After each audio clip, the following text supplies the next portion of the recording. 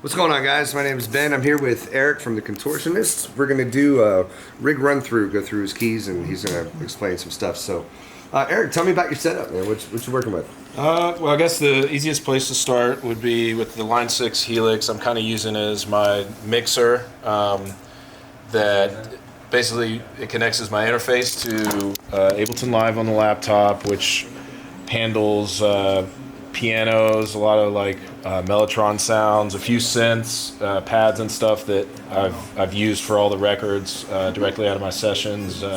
Most of those are UHE Diva, which is an amazing plugin, amazing company. So that's all controlled here with the MIDI controller or whatever.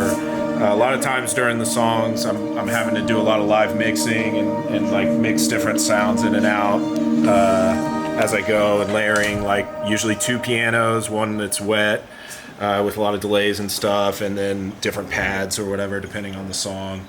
As far as effects, I don't run too many effects through the laptop, but one very recognizable effect that I use all over like Language and plenty of other Contortionist tracks with pianos is Soundtoys Crystallizer.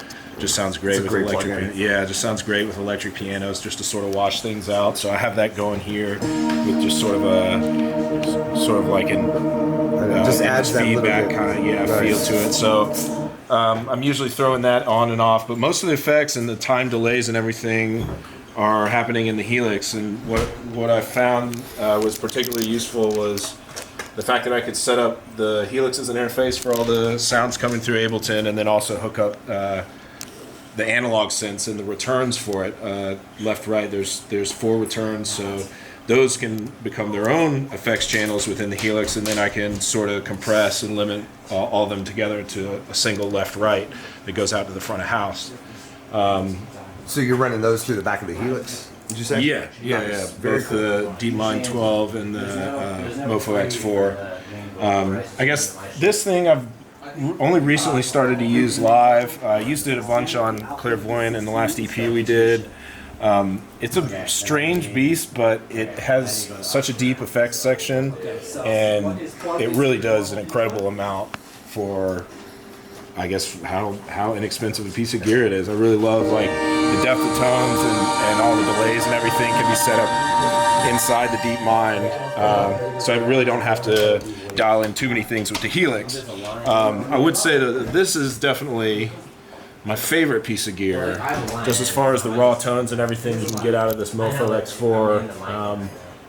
It just has the best quality, so I have to usually treat that a little bit more within the Helix with delays and reverbs and sometimes distortion and stuff like that. But what's cool about this is I'm usually, playing some piano or something on the MIDI controller, and then playing something else here. It's only a 4-voice synth, but it has this great sub-octave control that adds octaves up and down the scale, so you can make an abusive amount of noise with just a couple notes. And so I'm usually set up with one hand doing chords or leads here and one hand down here.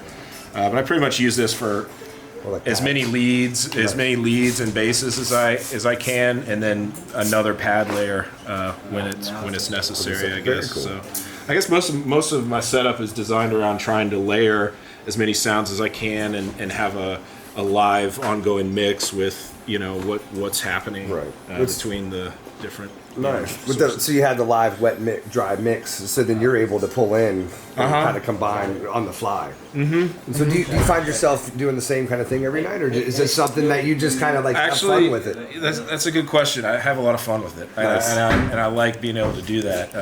Most of the time, a lot of the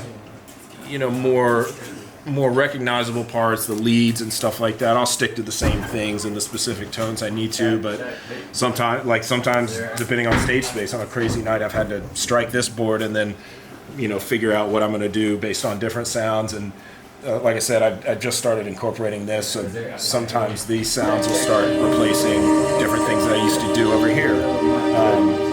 And there's a certain part of the set too that's fun, because I can start an arpeggiator or something over here and then be playing basically all three. And then you just run it through the pedal. Yeah. And it just keeps on continuous loop. Yeah. Nice.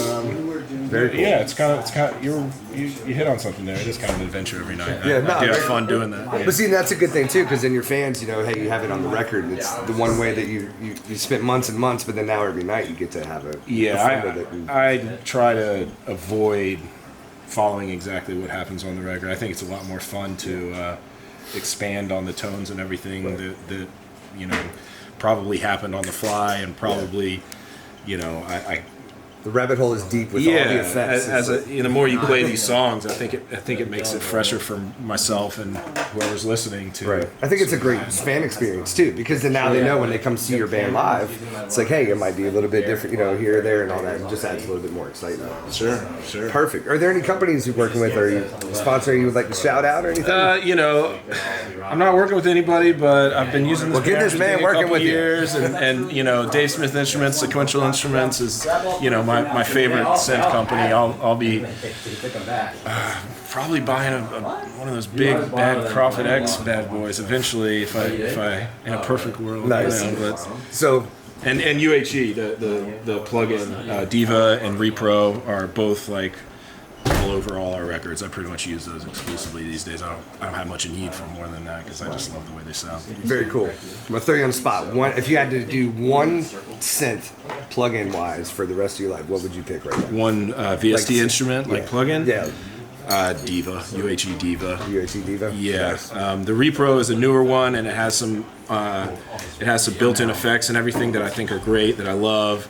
But I just think Diva, as far as the richness of the tone and how useful I've found it, I think I would be happy with that. Very cool. Perfect. Well, Eric, thank you so much for your time, man. I appreciate you. this rundown. Thank you so much. Appreciate it.